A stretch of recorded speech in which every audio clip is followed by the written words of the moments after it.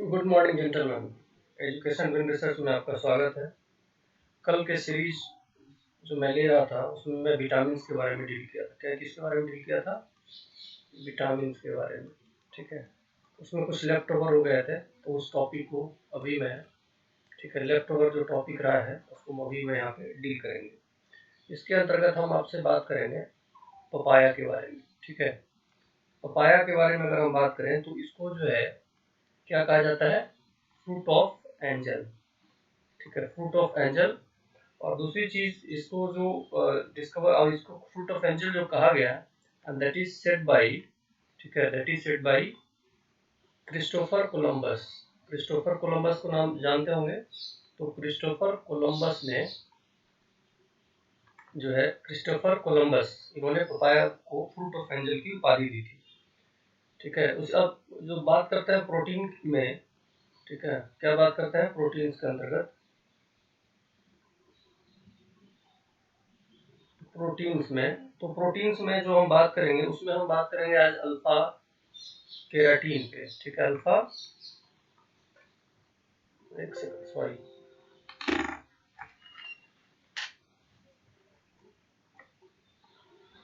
ठीक है, बात हम क्या कर रहे हैं? अल्फा केराटीन पे। ठीक है जी, अल्फा केराटीन का बात करते हैं। तो अल्फा केराटीन जो है एक फाइब्रस स्ट्रक्चरल, क्या है? फाइब्रस, फाइब्रस स्ट्रक्चरल, ये आपको जो है फाइब्रस स्ट्रक्चरल, ये क्या है दोस्त? ये प्रोटीन है। ठीक है, प्रोटीन्स के अंतर्गत हम अल्फा केराटीन की बात करेंगे। अल्फा केराटीन क्या है? एक फाइब्रस स्ट्रक्चरल प्रोटीन्स है। ठीक है, और ये जो है आपका इसका इस्तेमाल जो होता है लेयर ऑफ स्किन, है ना, तो इसके जो ये किसके निर्माण में मदद करेगा? लेयर जो आपके स्किन के अंतर्गत है। तो ये याद रखना है कि लेयर ऑफ स्किन मेकिंग में इसका इस्तेमाल बॉडी आपकी करती है। ठीक है, तो लेयर ऑफ स्किन से पूरा अल्फा केराटीन के प्रोटीन से बनता है। न्यूज में आप देखे होंगे गोल्डन राइस का, ठीक है, काफी न्यूज में रहता है। तो गोल्डन राइस के अंतर्गत जो है ये आपको बीटा कैरोटीन पाया जाता है। ठीक है, तो बीटा कैरोटीन इसमें ये पूछा जाता है कि गोल्डन राइस के अंतर्गत अल्फा कैरोटीन पाया जाता है, बीटा कैरोटीन, तो ये आपको यहाँ बीटा कैरोटीन पाया जाता है।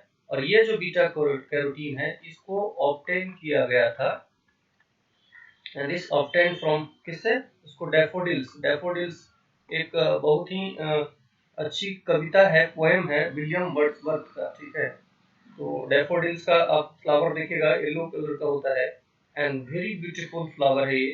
ठीक है, इस पे उन्होंने विलियम वर्थ ने, ठीक है, एक फेमस पोएट हैं, इनका इनका नाम, ठीक है, रोमांटिसिज्म के लिए जाना जाता है, वर्ड्सवर्थ।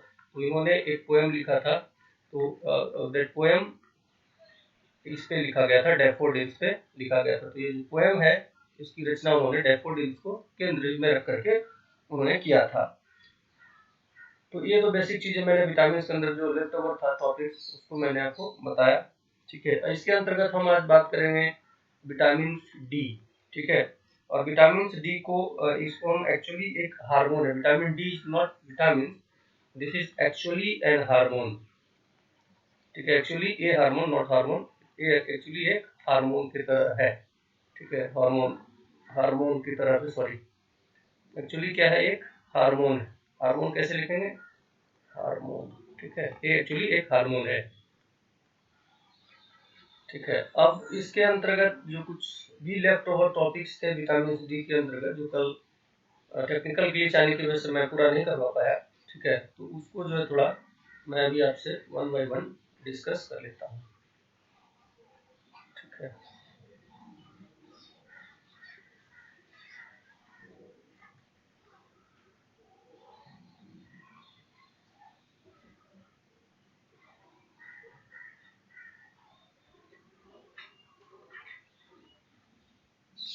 ठीक है,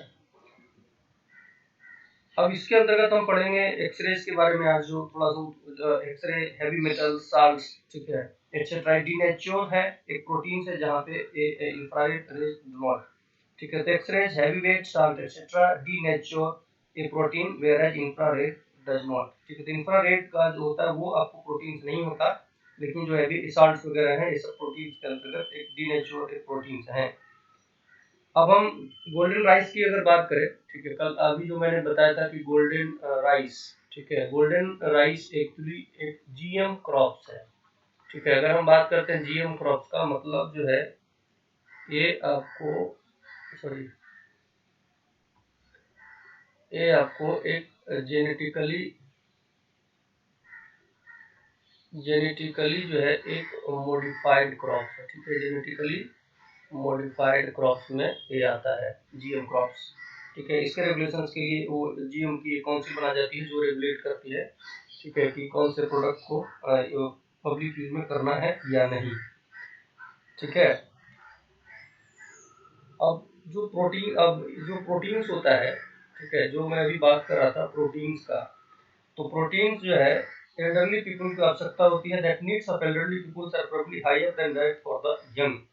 तो जब जैसे जैसे आपका एज जो है ओल्ड एज की तरफ आप बढ़ेंगे, उसी तरह से आपकी प्रोटीन्स की जो इनटेक होती है, प्रोटीन्स की इनटेक जो है आपको बढ़ जाएगी, ठीक है। एक्चुअली प्रोटीन्स की जो रिक्वायरमेंट होती है बॉडी में, वो आपको बॉडी के बॉडी के वेट के हिसाब से, ठीक है, बॉडी के वेट के हिसाब से होगा।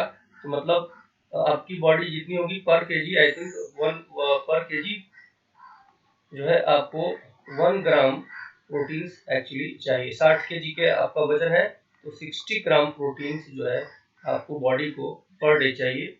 और प्रोटीन्स की आवश्यकता इसलिए होती है क्योंकि जो भी टिश्यूज डेड होते हैं तो टिश्यू रिपेयर में ये आपको मदद करेगा, ठीक है, या मसल्स के रिपेयरिंग में ये आपको भूमिका निभाता है, ठीक है। तो प्रोटीन्स बहुत एसेंशियल्स है और एक अमीनो एसिड होता है, ठीक है। और मिल्क के अंदर कौन सा प्रोटीन पाया जाता है?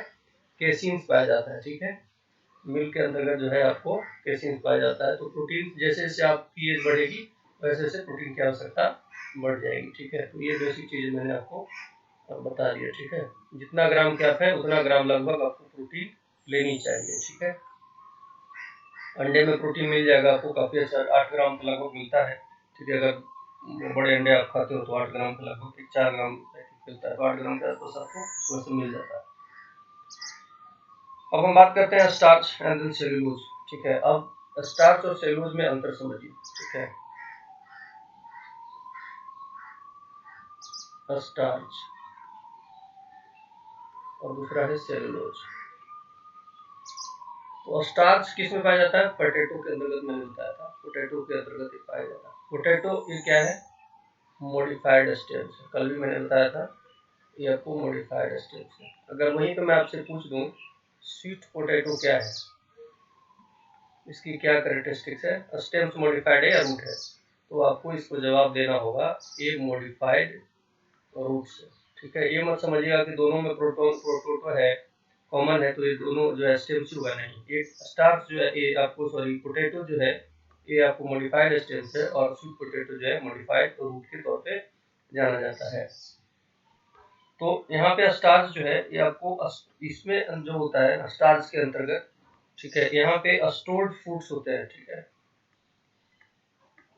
स्टार्च में stored foods and that of plant, तो प्लांट के जो फूड होते हैं वो आपको स्टार्च में स्टोर्ड होते हैं। वहीं बात करते हैं सेलुलोज का, तो ये जो सेलुलोज है ये सेल वॉल होता है, ठीक है, सेल वॉल ऑफ प्लांट्स होता है। सेल वॉल के आप में पाया जाता है? हमें नहीं पाया जाता, ठीक है। तो सेलुलोज भी हमारे आप में नहीं पाया जाता। तो ये जो दोनों पॉलीमर हैं स्टार्च और सेलुलोज, ठीक है, स्टार्च और सेलुलोज, ठीक है, ये दोनों क्या हैं? सिमिलर पॉलीमर हैं। सिमिलर क्या है? पॉलीमर हैं, ठीक है। ये दोनों जो है सिमिलर पॉलीमर के तौर पे जाने जाएंगे। पॉलीमर क्या होता है? पॉली का मतलब होता है मेनी, ठीक है। तो एक ही टाइप के इनके स्ट्रक्चर जो है इनसे बने हुए तो सिमिलर पॉलीमर के तौर पे जाने जाते हैं। और जनरली जो सेलुलोज बनता है वो आपको ग्लूकोज से बनता है, ठीक है। तो सेलुलोज जो यहाँ है and that is made up of किससे? सेलुलोज जो बनेगा आपको ग्लूकोज से बनेगा। और ग्लूकोज की क्या फॉर्मूला होती है? ग्लूकोज की फॉर्मूला आप ये भी पूछा जाता है, C6H12O6 के फॉर्म में होता है। तो ये बेसिक चीजें हैं जो आपको जाननी चाहिए। स्टार्च जो है आपको ब्लू या ब्लैक कलर प्रोवाइड करता है आयोडीन सॉल्यूशन के अंतर्गत, ठीक है। तो एक तरह से स्टार्च क्या करेगा, ब्लू या आपको ब्लैक कलर जो भी होगा, ठीक है, ब्लू एंड ब्लैक कलर ये आपको प्रोवाइड करेगा, है ना। Provide blue and black colour provided by it in iodine solution, ठीक है। तो ये ध्यान रखिएगा कि आयोडीन के सॉल्यूशन में ब्लू और ब्लैक कलर प्रोवाइड करेगा। विटामिन डी के बारे में बताया था। Vitamin D is not vitamin actually, it is actually एक हार्मोन है। एक्चुअली क्या है, एक हार्मोन है, ठीक है, ये ध्यान रखना है। अब हम बात करते हैं लिनसीड, ठीक है, ठीक है। अब हम बात करें जैसे फ्लैक्सीड में आपको ओमेगा 3 खूब मिलेगा, ठीक है। फ्लैक्सीड को जो है कई जगह पे अलसी बोला जाता है, ठीक है। और अगर बिहार के रीजन से हैं तो वहाँ पे इसको तीसी के नाम से भी जानते हैं, लेकिन इधर की दुकानों में आपको अलसी के नाम से, जो बहुत ही बेनिफिट्स है, उसमें ओमेगा पाया जाता है और वो आपके ब्यूटी प्रोडक्ट के लिए, आपके हेयर के लिए, आपके स्किन के लिए काफ़ी इम्पोर्टेंट है। और एक तरह से उसको कॉस्मेटिक्स कर सकते हैं कि कॉस्मेटिक्स का वो वरदान है। कॉस्मेटिक इंडस्ट्री में उसको काफ़ी इस्तेमाल किए जा रहे हैं, ठीक है। तो ये सब सारी चीज़ें, तो लिनसीड जो है एक तरह से एबीएलसी का ही टाइप है, ठीक है, लिनसीड, ठीक है। ये भी अलसी जिसको बोलते हैं, अलसी का एक टाइप है। ये आपको रिच सोर्स है, ठीक है, रिच सोर्स है ओमेगा 3 का, ठीक है, ओमेगा 3 का, ठीक है। ओमेगा 3 आपको कॉड लिवर ऑयल में भी मिलता है, फिश ऑयल में भी आपको, फिश ऑयल में भी आपको ओमेगा 3 मिल जाता है, ठीक है। तो ये आपको ओमेगा 3 फैटी एसिड, ठीक है, इसको पूरा कहिए, ओमेगा 3 फैटी एसिड आपको लिनसीड से मिल जाएगा। ये जो फूड होता है ये आपको काफ़ी फाइबरस फूड होता है, ठीक है, फाइबरस फूड है, इसमें आपको फाइबर काफ़ी अच्छा मात्रा में मिलेगा, ठीक है। और एक तरह से फाइबर क्रॉप है, ठीक है। तो फाइबर आपकी बॉडी के लिए एसेंशियल है, एसेंशियल है ना, essential to refrain from constipation, ठीक है। तो कॉन्स्टिपेशन को आपकी बॉडी के अंतर्गत कॉन्स्टिपेशन, ठीक है, कॉन्स्टिपेशन, तो कॉन्स्टिपेशन को ये रोकता है ना। स्टूल्स को एक्सक्रेट करने में आपको जो है आसानी पैदा करेगा, ठीक है। क्या करेगा, आसानी पैदा करेगा, ठीक है। तो याद रखना है कि एक्सक्रेशन में जो है आपको काफी मदद करता है, ठीक है ना। तो ये सब सारी चीजें हैं। तो आपको फाइबरस फूड्स खानी चाहिए। फाइबरस आपको कैरेट में भी फाइबर अच्छा खासा मिलता है, तो और कैबेज में मिलता है, तो फाइबरस फूड खानी चाहिए, जिससे जो है आपको कॉन्स्टिपेशन वगैरह की बीमारियां नहीं होगी। बात करते हैं अल्फा लिनोलेनिक एसिड, ये भी ओमेगा 3 फैटी एसिड का एक काइंड है, ठीक है। अल्फा लाइनोलेनिक एसिड, ठीक है, अल्फा लाइनो, ठीक है, लाइनोलेनिक एसिड, ये भी एक तरह से ओमेगा काइंड है, मतलब काइंड टाइप ऑफ, ठीक है, kind type of omega 3 fatty acid, ठीक है। ओमेगा 3 फैटी एसिड का ये भी आपको एक टाइप है। तो ये सब सारी चीजें हैं। आपको खाने, जब भी खान पान आप करते हैं तो इन चीज़ों का ख्याल रखिए, वरना जो है आपको मल्टीविटामिन खाने के बाद भी ये सब सारी चीज़ें बॉडी को मिलेगी नहीं। तो हम जो खाते हैं दोस्तों वही हम बनते हैं। तो जो आप, है ना, think before you eat, whatever you are going to eat, तो जस्ट थिंक बिफोर इट, ठीक है। तो putting something in your mind, sorry, putting something in your mouth, just think once again what are you eating right now, and what you eat, you will become the same, ठीक है। तो ये आपको ध्यान रखनी चाहिए। अल्फा लाइनोलेनिक एसिड के बारे में आपको बता दिया। और अल्फा लाइनोलेनिक एसिड, ठीक है, अल्फा लाइनो लाइनोलेनिक एसिड, ठीक है, क्या होता है, ओमेगा 3 एसिड होता है, ठीक है, ओमेगा 3 बोलते हैं। ये कहाँ कहाँ पाया जाएगा, ये आपको खास करके आपको फ्लैक्सीड ऑयल मैंने बता दिया, फ्लैक्सीड जिसको अलसी बोलते हैं, लिनसीड में मिलेगा, कैनोला, कैनोला का ऑयल आता है, कैनोला में मिलेगा। उसके बाद सोयाबीन, अच्छा सोयाबीन के अंतर्गत भी आपको मिलेगा। सोयाबीन काफ़ी प्रोटीन है, मतलब प्रोटीन इसमें अच्छा खासा मिलता है सोयाबीन में, व्हाइट कलर का जो होता है। वॉलनट ऑयल, ठीक है, वॉलनट के ऑयल में भी वो मिल जाता है, ठीक है। तो ये सब इन जगहों से जो है आप ओमेगा 3 को फाइंड आउट कर सकते हो, और ओमेगा 3 की अगर कमी महसूस होती है तो इन चीज़ों का इस्तेमाल कीजिए अपने डेली रूटीन में।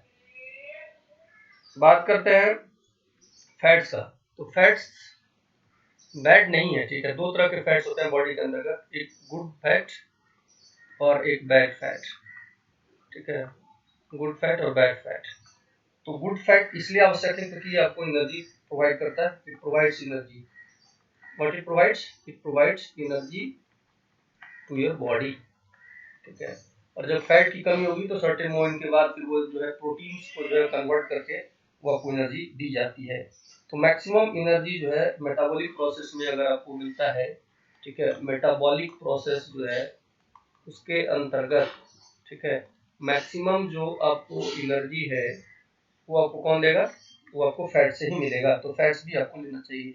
1 ग्राम अगर कोई फैट है उसमें 1 ग्राम fat will give you 37 kilo joule, ठीक है। तो किलो जूल यूनिट हो गया एनर्जी का। तो 1 ग्राम फैट जो है वो आपको कितना देता है? 37 किलो जूल आपको एनर्जी प्रोवाइड करता है। अब हम बात करते हैं इधर फिश का, ठीक है। इधर जाइए, फिश खाना चाहिए लोगों को, जो नॉन वेजिटेरियन है उनको। तो फिश खाने से उनको पॉली अनसैचुरेटेड फैटी एसिड मिलता है, ठीक है, poly unsaturated unsaturated fatty acid जो है उनको प्राप्त होता है, ठीक है। और जो कि आपको हेल्प करता है कोलेस्ट्रॉल लेवल को, टू रिड्यूस कोलेस्ट्रॉल लेवल,